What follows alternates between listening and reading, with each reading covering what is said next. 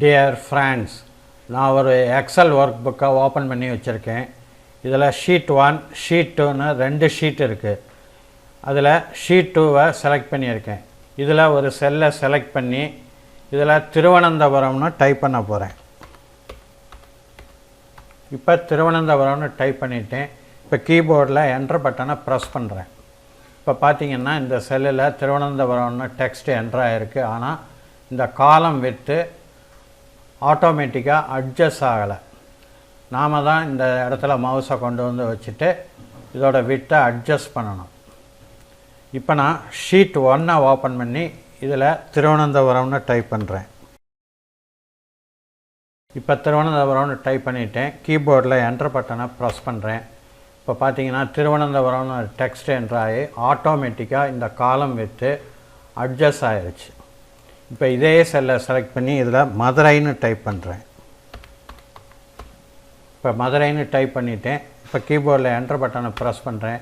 இப்போ பார்த்தீங்கன்னா மதுரைங்கிற இந்த டெக்ஸ்ட்டு என்டர் ஆகி இந்த காலம் விட்டு ஆட்டோமேட்டிக்காக செட் ஆகிடுச்சு. நாம் ஒரு செல்லில் டெக்ஸ்ட்டை என்டர் பண்ணும்போது காலம் வித்து ஆட்டோமேட்டிக்காக அட்ஜஸ்ட் ஆகிற மாதிரி செட் பண்ணுறது எப்படிங்கிறத இந்த வீடியோவில் பார்க்க போகிறோம்.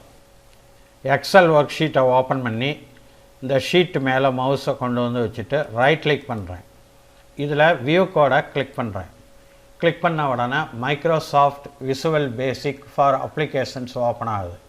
இந்த பாக்ஸில் ரைட் சைடு தெரிகிற இந்த பட்டனை கிளிக் பண்ணி ஓப்பன் பண்ணி இதில் ஒர்க் ஷீட்டை செலக்ட் பண்ணுறேன்.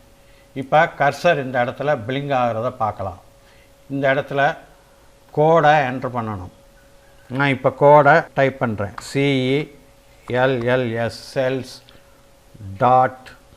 இப்போ EN என்டர் பண்ண உடனே இதில் ஒரு மெனு தெரியுது. இதில் என்டையர் காலமை டபுள் கிளிக் பண்ணி இன்சர்ட் பண்ணணும். இப்போ என்டையர் காலத்துக்கு பக்கத்தில் டாட் என்டர் பண்ணிவிட்டு ஆட்டோன்னு டைப் பண்ணணும்.